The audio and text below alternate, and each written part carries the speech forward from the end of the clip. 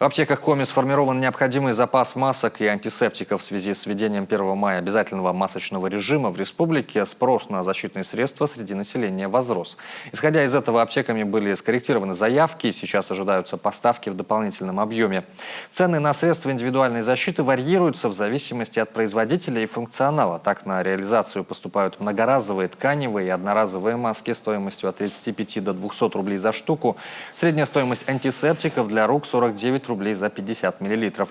При этом по итогам мониторинга не выявлены факты значительного и необоснованного роста цен на изделия. Напомню, производством немедицинских защитных масок в Коми занимаются как крупные швейные организации, так и индивидуальные предприниматели. Объемы выпуска зависят от наличия заказов, а сама реализация идет по предварительным заказам, организациям и населению республики. Сейчас на складах есть запасы готовой продукции от 10 до 70 тысяч единиц масок, а ряд региональных производителей ведет переговоры о реализации индивидуальных защитных масок с аптечными сетями. Заключены первые контракты.